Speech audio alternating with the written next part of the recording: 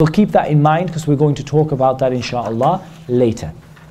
Let's break down this phrase, La ilaha illallah. La ilaha illallah. Let's break it down. La means no, or it means there is no. Ilaha, we're going to talk about in a moment.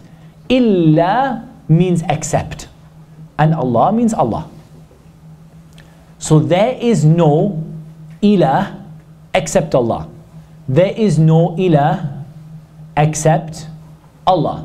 Okay? There is no ilah except Allah. Good. Now we have to ask ourselves, what does the word ilah mean? So if there is no ilah except Allah, what does the word ilah mean? There are two theories or two opinions about the word ilah. One of them is true and one of them isn't. Okay? One of them is true and one of them isn't. The first theory says that ilah is a creator, sustainer and provider. So la ilaha illallah means there is no creator except Allah, no sustainer except Allah, no provider except Allah, no one who sends down the rain except Allah, no one who answers the dua except Allah. What's the problem with this? The problem with this is what we've described is exactly what we've just written on the board. And in case you haven't noticed, the guys we're talking about that we wrote on the board are not Muslim.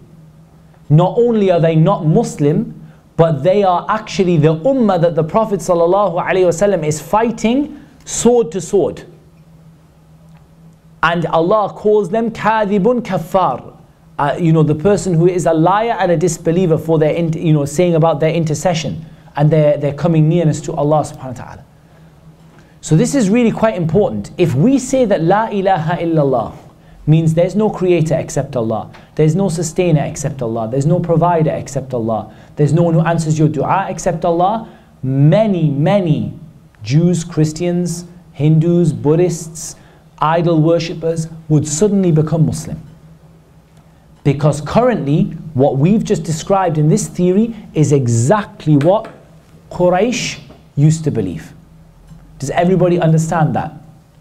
Yeah? Everyone completely understand that. So why there's a problem with this is because it's exactly what Quraysh used to believe, and the Prophet ﷺ was sent to them, and Allah says about them, قُلْ يَا أَيُّهَا الْكَافِرُونَ. Say, oh disbelievers. How are they disbelievers? If they said La ilaha illallah, and La ilaha illallah means there is no creator or sustainer or provider. Why do they have such a problem with La ilaha illallah if it means this? Why are they saying to the Prophet ﷺ, leave your religion for a day and we'll worship Allah for the rest of the year? What is so difficult for them to understand or so difficult for them to appreciate? Where's the problem? The problem is that they didn't understand this by La ilaha illallah. What they understood was the second theory, which is that ilah is something which is worshipped. So La ilaha illallah means there is no God worthy of worship except Allah. And this is where they started to differ, because they used to worship other than Allah. And now we see the consistency. The fact that Quraysh used to worship the idols. So they used to worship other than Allah. They believed Allah was the creator, but they used to worship other than Him. So when the Prophet ﷺ said to them, La ilaha illallah, what did they understand? They understand that La ilaha illallah means no more idols. That's what they understood. They understood very clearly that La ilaha illallah means no more idols. And this is why they had such a problem. Ilah is used clearly in the Quran for something that is worshipped. I want to bring your attention to the last ayah on the page. Ask those we sent before you of our messengers, have we made besides the most merciful alihatan yu'badun, or have we made beside the Prophet, beside the Allah subhanahu wa ta'ala, any gods or any ilah that is worshipped? Notice how Allah says the word ilah and then says worshipped.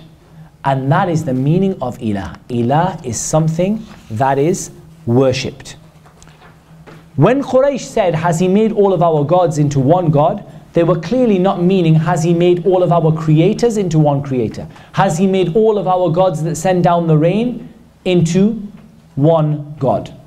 No, they already had this belief, but their issue was that it meant that they had to leave worshipping other than Allah Azza wa Jal.